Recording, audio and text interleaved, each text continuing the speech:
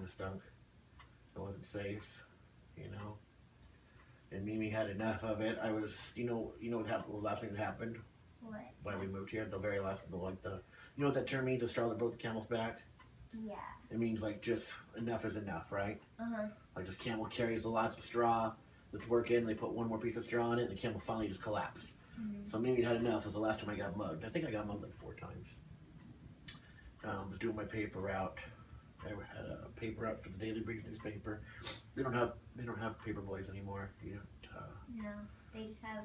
They had paper boys when I was growing up, and then 100 years before that. Mm-hmm.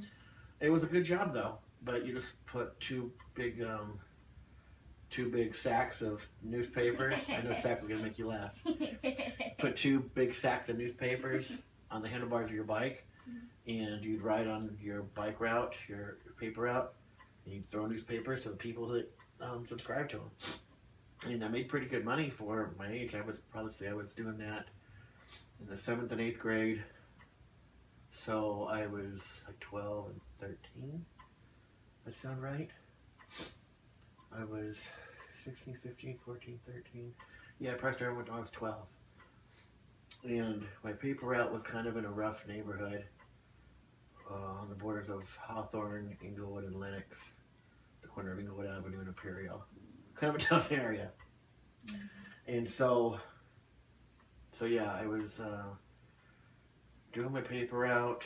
It was I think the very beginning, it was the summer, no, it was right before I turned 13. I was still 12.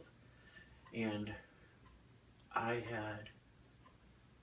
always liked making money and buying stuff for myself. So I always worked, always had jobs.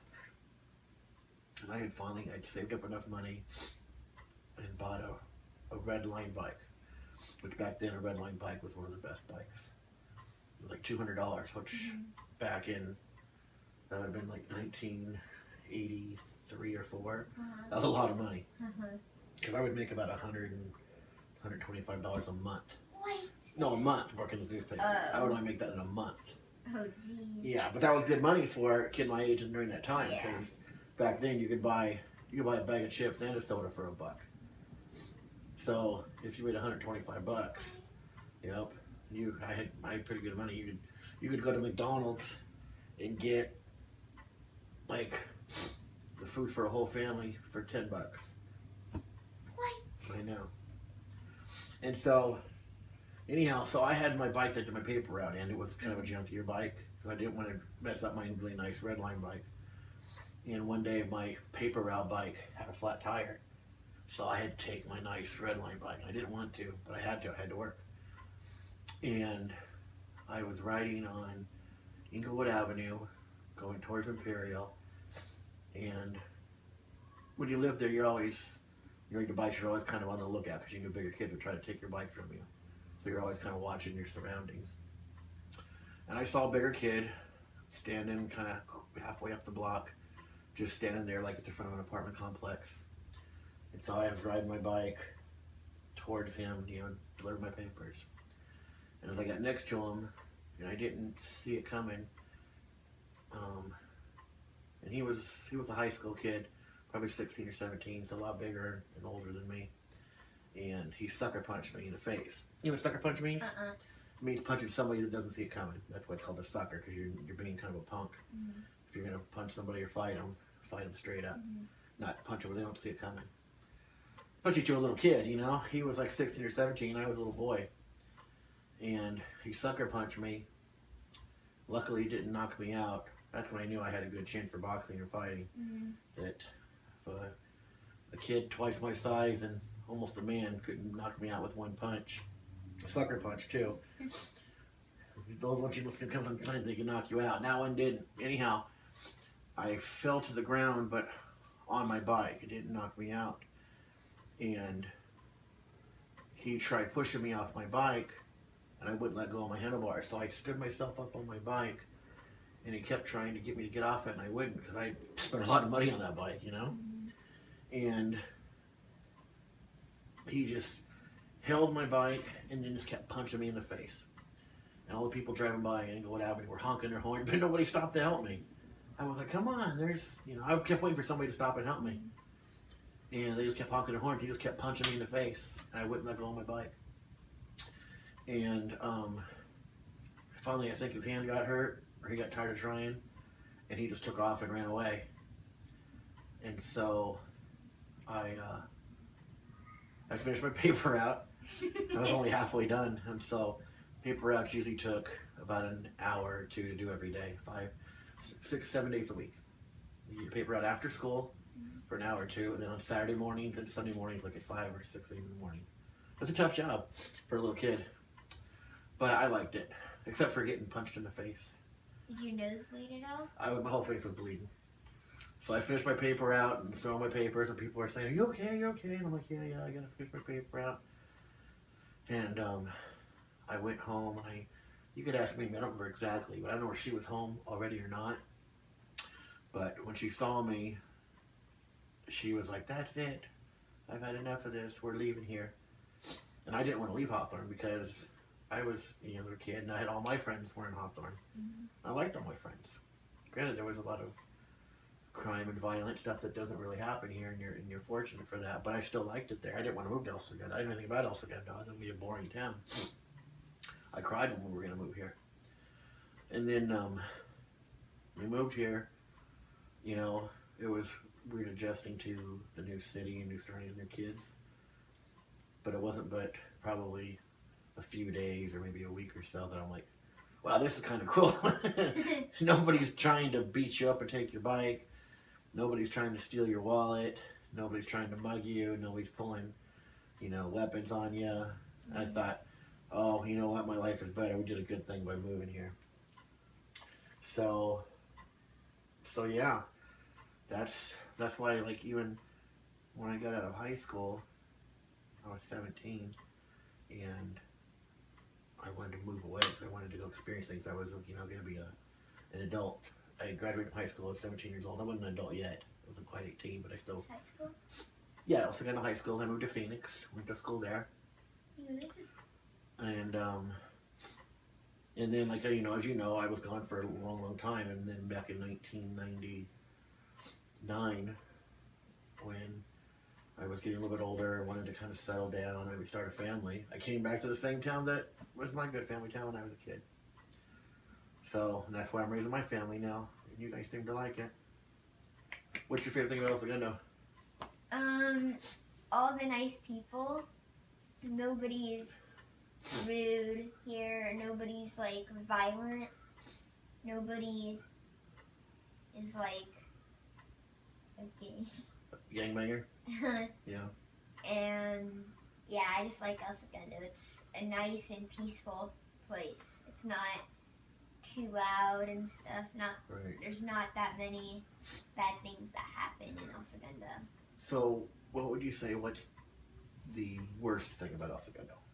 Worst thing Worst thing. is that now there are becoming kind of more and more homeless people coming Uh-huh. to El Segundo because they know that there's houses that they're tearing down, and at night it's going to be open and they're going to try and get in their backyard and stay there. Mm-hmm. But then on the second hand, they know that the cops are going to get them. Okay, so that's the thing you like the least, is just there's some homeless people in town? Yeah. And the other day, Chase and I were I had a Gatorade and I didn't want to hold the thing because it was so cold. Uh-huh. So we went to Starbucks to get a cup so I could pour it in. Uh-huh. And there was a homeless guy right by Starbucks, and he kept on following us wherever we went. At the Starbucks cross street by Fantastic Sam's? Yeah. Followed you guys where? We went to Rite Aid after so he could get some pink hair dye Uh-huh. for his hair. Right. And he kept on following us, and then we finally went a different way to the skate park, and then he stopped following us. Which guy was it? It was that black guy. The one that's leaning over here in the corner? Yeah. Okay, something like that happened. Don't you think you should have called me? Yeah. If somebody's following you? You probably should just try to avoid them. You should always call me or tell an adult. So don't ever let that happen, okay? Okay. You'll never get in trouble for that. But if any growing up trying to follow you. You have to get into a safe spot immediately with the other grown-ups in the Rite Aid or whatever store you're at. But you need to call me. Okay. Call you first. Yeah, we'll get yourself safe first. You know, you see somebody standing outside the store waiting for you, then you stay inside of Starbucks, and you call me, and you don't go outside, and you don't, you know, talk to a stranger. If they start, somebody you don't know says, "Come over here, kid." What do? I ignore him. Yeah, you ignore them and you get away. Yeah. You know, just Daniel taught me a thing, a move to do. what's that? It's if anybody comes up to you and does this, you step back and you run away. Or if they're trying to grab you, you step back, you do upper rising block, and then after you step back, you run away. Yeah, when you're still a little kid, because grown-ups are going to be a lot stronger than you. You don't try to fight them on all. You just try to run away and make a lot of noise. Scream because it gets other adults to usually look. Scream, yelling no, or yell help, and then just try to run away. But if a bad guy's got a hold of you and you can't get away, you try sticking your fingers in their eyeballs, try scratching their eyes. Like that? Yeah, as hard as you can. Oh, that And sounds gross. Well, that's what you have to do. That would be serious. Somebody's trying to grab a hold of you, that means they're going to do something bad to you. So that's why you got to run and scream and get away. And if you can't get away, you have to fight them to save your life. Sounds scary, but it probably will never happen to you, never full of people, but it can happen. Yes. So that was deep. What's the absolute best thing about El Segundo? I have a lot of nice friends. There aren't mostly any crimes. Nobody robs the banks or nice friends, nice people here. A lot of people I've met at the skate park, they're very nice. And yeah, I like that. Okay, so like I said, so we're making these videos so we can watch them later in life and kind of get ideas of what we were like at that time. It'd be kind of fun. What are some of you talked about like what you like at school, so what are some of the things you like to do on your own time? Scootering with my friends. I like to sometimes play I like to play basketball. Sometimes, this is rare, I like to read and just practice my math. And so we have reminded you, some of your kids are going to watch this video, and they're going to say, "Dad, what's that blue thing you're holding on to?" Look at the camera and tell your kids what this is. This is my blanket that I've had since I was born, I think. Born. Yeah, born. What's your name for your blanket? Boopy. What is it? Boopy. You're Boopy. Because I couldn't say blanket, so I called it Boopy. I had another one, but it kind of passed away. It kind of passed away. Yeah, so that'll be funny someday. Your kids will say, "Dad, you had a little blanket." You like Linus from Charlie Brown, right? You love your Boopy, right? I will never get rid of it. Is there ever anything that you think that you want to ask me about anything? That you have questions about? When you were littler and you got beat up, did you ever have to go to the hospital? Not from when I was a little kid getting beat up. No, they were always just like bloody noses or black eyes, or never any broken teeth or bones or anything. Were they major bloody noses? Yeah, but most nose bleeds, they bleed a lot, because your nose likes to bleed a lot. It's got a lot of blood vessels in there. So it looks like you're worse than you really are. But when you get punched in the nose, it makes your eyes all water, but you can't see. When you came back from Arizona and moved here, were you happy to start a family? Well, I didn't move. I went from Arizona, and then I lived on the road for a lot of years when I worked for Toyota Motorsports. Oh. So I was traveling all the time, so I didn't really live in any one place because I was on the road. And I moved back here for a short time. I lived with, maybe for a little bit, but then I lived with Grandpa in Redondo Beach.